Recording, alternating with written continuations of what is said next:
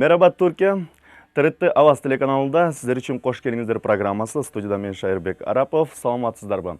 Дүйін тамақтарға жық толған біздің программа сіздерге бір ғана музыкалық көңіл ачар программаны тартыластан сіздерге жағымды маңай жана ошондой эле ошол эле учурда сіздерге жакшы дүйүм тамактардын рецепттерин көрсөтүп бермекчи. Анда эмесе 1 саат бою биз менен бирге болуңуздар. Айта кетчү нерсе, бүгүнкү биздин ашкананын биринчи коногу Кыргыз эстрада жылдызы. Мына ушул биздин ырчылардын ичинен эң көп башка өлкөлөргө конкурстарга катышып келген жана ошондой эле көптөгөн лауреаттарга ээ болгон Гүлзинат Суранчиева болмокчу. Гүлзинат, ашканабызга куш келипсиң.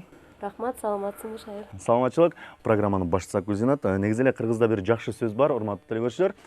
Эгерде кийимиң жыртылса, аны сөзсүз түрдө жип менен тигип бүтө алсаң болот экен. Бирок эгер курсак ачкан болсо, аны бүтө албайт экенсиң. Аны бүтөш үчүн сөзсүз түрдө даамдуу бир тамак жасаш керек экенсиң. Биздин бүгүнкү коногубуз жөнүндө жана маалыматта айтып өткөндөй эле, кыргыз кызы Азербайжан улутунун уулуна турмушка чыккан. Тамактын көп түрлөрүн билет болуш керек. Бүгүн бирок сиздерге кайсыл тамакты жасап берет экениңиздер мына ушул жөнүндө сөз кылалы. Гүлзинат, бүгүн эмне тамак жасайбыз?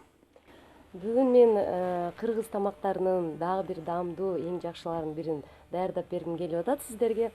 Ал тамагымдын аты плов. Плов негизи күрүчтөн, эттен турган тамактардын бири. Кыргызстандын гана эмес, бүтүндөй Орто Азияга белгилүү биздин өзгөн күрүчүнөн бүгүн палоо жасамакчы. Чынчын айтканда, Орто Азия элдеринин бардыгын ошол күрүчтөн жасайт. Анткени бир гана Кыргызстандын түштүгүндө өзгөн деген жерде өсөт.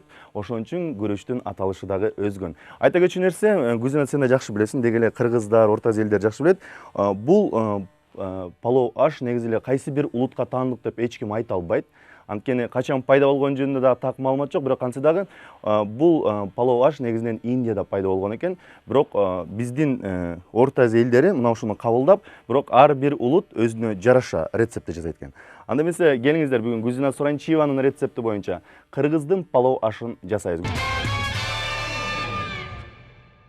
Мынакей биздин палоо ашыбыз дагы, шакарабыз дагы даяр болуп калды. Эми буну экөөлөп жеп түгөтөлү. Ага чейин кел, буну менен сөзсүз түрдө бир чай ичпесек болбойт. Мына ушул чайды мен демдеп даярдайын.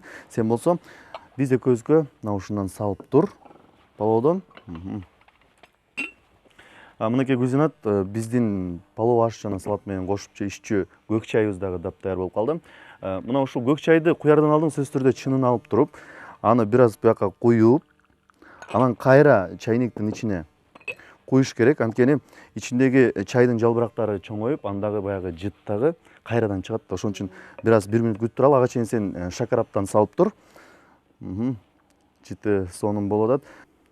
Мынакей биз куйган чай дагы өзүнүн раңына чыгып жакшынакай болуп калды, Мынакей палообуз даяр. Эми ооз тийип көрбөйлүбү? Сарымсактан сал. Сарымсакты кантип жеш керек? Муну дагы баягы колдонбой жүргөн болсо эмеси бар да, ошон үчүн биз телекөрүүчүлөргө көрсөтүп коелу.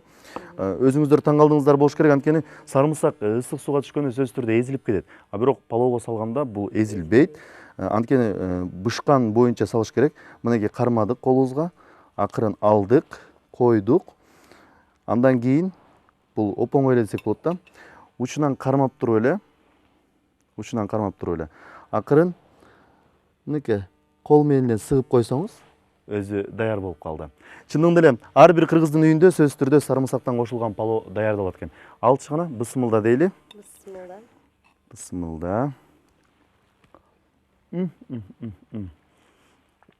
Чындыгында эле аябагандай сонун болуп тур. Тамшанып жеп атабыз. Биз бул шакараптан сырткары көк чайды ичкен жөнүндө да биз телекөрүүчүлөргө бир аз маалымат берип кетели.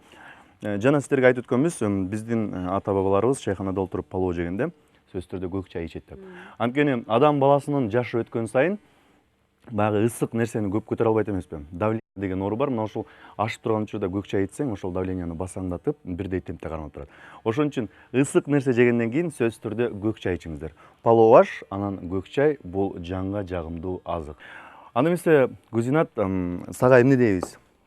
Бир гана сахнада эмес, ушундай биздин ашканабызды да өзүңдүн жөндөмдүүлүгүн көрсөттүң. Сага үй бүлөлүк бакыт, чындын соолук, чыгармачылык ийгилик каалайбыз.